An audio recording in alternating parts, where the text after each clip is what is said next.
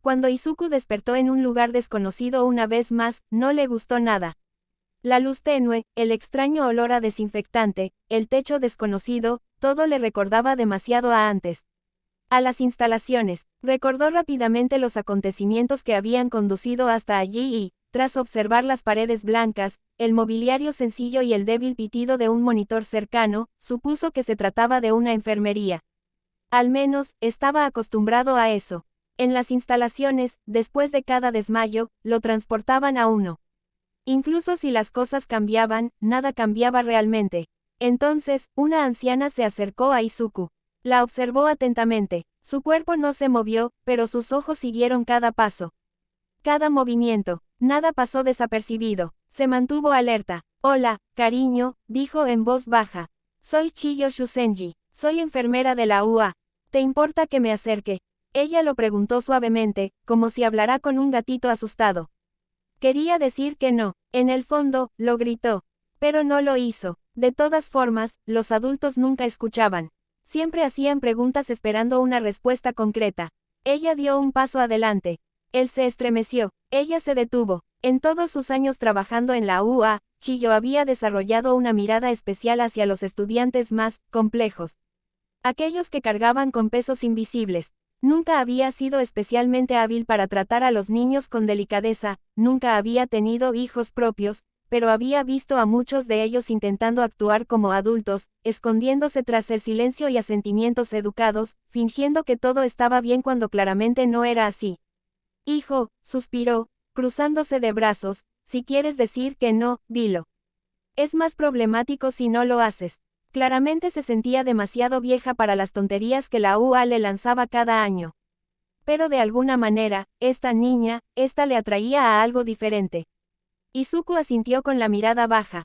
Ella lo había adivinado. Su cara de póker, tan bien entrenada, tan practicada, se estaba desmoronando tras solo unos días fuera de las instalaciones. Lo odiaba lo humano que empezaba a sentirse.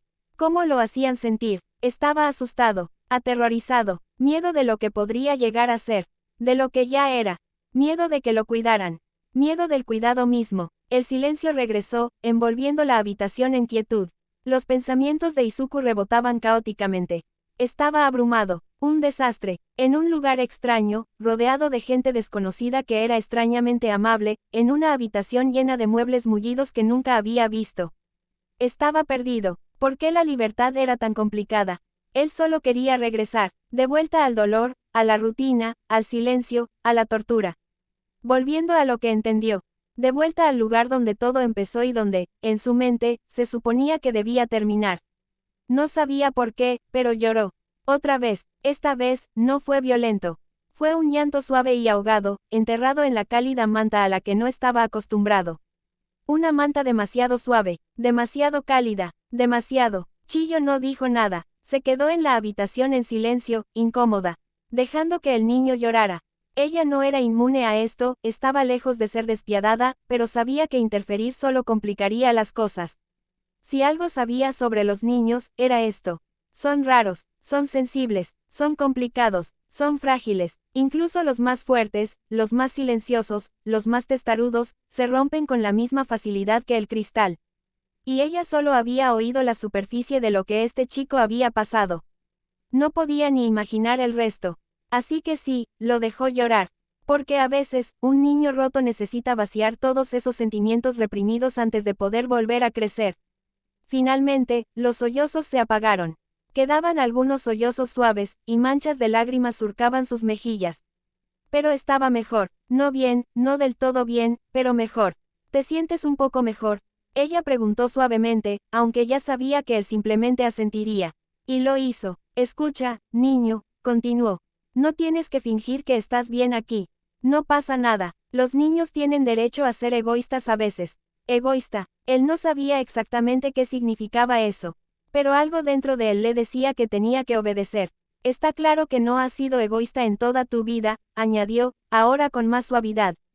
Tómate tu tiempo. Es difícil cambiar los hábitos. Sobre todo los malos, como los tuyos. No entendía bien lo que quería decir. Pero, una vez más, asintió, como si asentir fuera lo único que aún sabía hacer. Ella se acercó a él de nuevo. Esta vez, él no se inmutó. Ella sonrió, una sonrisita extraña, seguida de una risita. Me gustas, eres callada, dijo mientras lo miraba casualmente. Visítame si te sientes incómodo. Te recibiré con los brazos abiertos siempre. ¡Qué mujer más rara!, pensó. De repente, Aizawa y Eri entraron en la habitación. Habían venido a ver si Izuku se había despertado. Lo que encontraron fue una extraña calma. La enfermería, normalmente bulliciosa, estaba tranquila. Tranquila, solo la vieja enfermera y un niño llorando envueltos en quietud. Chiyo había hecho lo imposible, había calmado a un niño traumatizado.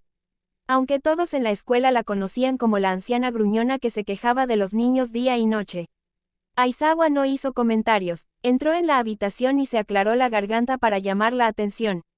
Hola, Chiyo, ¿cómo está? Miró a Izuku. Izuku no le devolvió la mirada.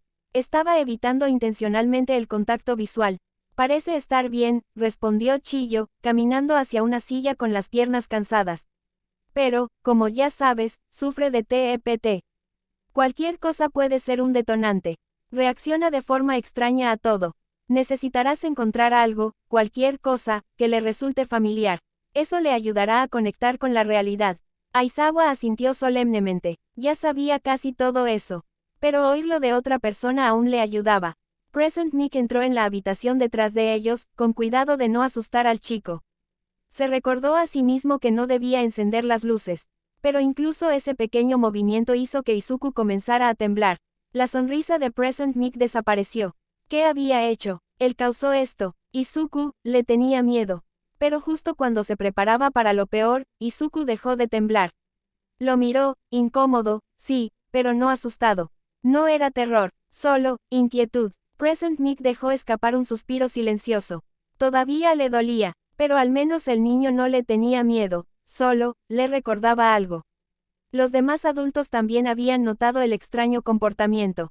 Mientras tanto, Eri, inocente e inconsciente, saltó felizmente hacia la cama de Izuku. Izuku, ¿cómo estás?, preguntó alegremente, subiéndose a su lado en la cama. Sabes que aquí no hay nada que pueda hacerte daño. Su alegría era contagiosa, su sonrisa radiante, sus palabras, sin filtros, como solo las de un niño podían serlo. Izuku no respondió, pero no se inmutó, no se apartó, él simplemente escuchaba, en silencio, absorbiendo su energía, su luz. Era demasiado brillante para alguien que supuestamente había pasado por lo mismo que ella. Y él no pudo evitar sentirse atraído por esa brillantez. Mientras los niños estaban sentados juntos, los adultos se reunieron en un rincón de la habitación, todavía observando de cerca en caso de que algo saliera mal. Estaban preocupados por lo que había sucedido antes.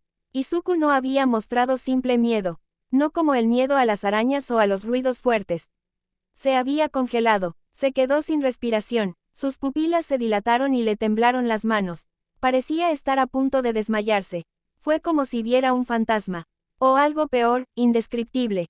Igual que aquella vez en la sala de profesores.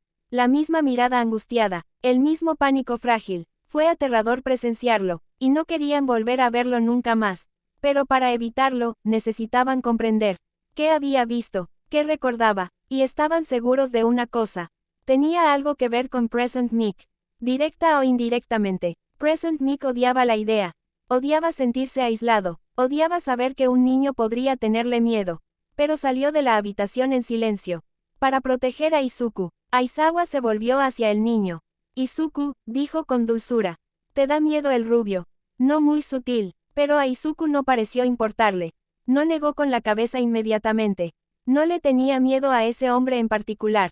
Pero, bajó la mirada, no le salían las palabras. Hacía tiempo que había olvidado cómo hablar.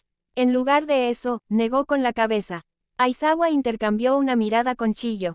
Ella asintió en silencio, animándolo a continuar. Entonces, ¿por qué reaccionaste así cuando lo viste?, preguntó Aizawa. Aún no es sutil, aún es difícil de responder. Izuku dudó y luego miró a Eri. Ella inclinó la cabeza, curiosa.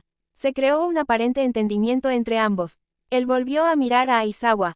Luego señaló su cabello, luego su boca. Eri parpadeó, lo imitó, se preguntó qué significaba. Repitió el movimiento, esta vez señalando su cabello y su boca.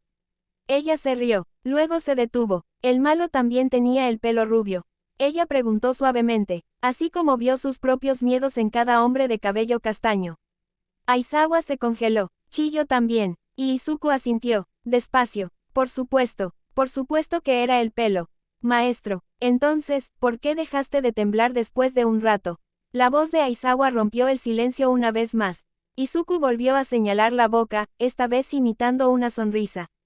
Izuku no sonrió, nunca lo había hecho, porque sonreír solo llega cuando alguien sale herido.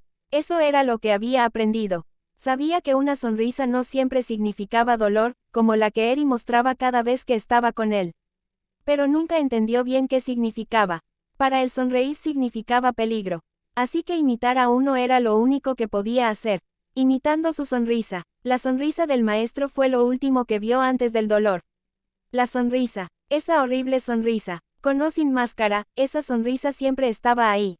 Eso era lo que Izuku recordaba. Eso era lo que temía. Y la sonrisa de Present Mic le había recordado eso. Todo tenía sentido ahora. Aizawa se sentía estúpido. Cada vez que este niño reaccionaba, les costaba demasiado comprenderlo. Signo de apertura de interrogación. ¿Era realmente el tutor adecuado para este niño? Lo había tratado mal tantas veces, pero no hay dudas sobre uno mismo. Le había hecho una promesa a este niño. Lo protegería, y él cumpliría esa promesa. Si no fuera suficiente, se volvería suficiente. Ahora, al menos, conocían un detonante más que debían evitar. A todos los héroes rubios, a todos los profesores que solían sonreír con demasiada intensidad, se les decía que se alejaran de Izuku. Y si lo veían, tenían una simple regla, no sonreír. Present Mic recibió la noticia con una mezcla agridulce de alivio y tristeza. Él no era a quien Izuku temía, pero tampoco pudo acercarse a él. No pude consolarlo, no pude estar cerca del niño que algún día podría necesitar ayuda. Pero por ahora, tendría que ser suficiente, al menos eso esperaba. En medio de todo el alboroto, un automóvil negro se detuvo bruscamente frente a las puertas de la UA. La puerta se abrió de golpe y una mujer salió rápidamente, sin dudarlo ni detenerse. Sus ojos no se movieron, simplemente fijado en la puerta como si el resto del mundo no existiera. Su rostro estaba rígido, pálido, su boca apretada, como si estuviera conteniendo algo, miedo, tal vez. O esperanza, parecía como si no hubiera respirado en años.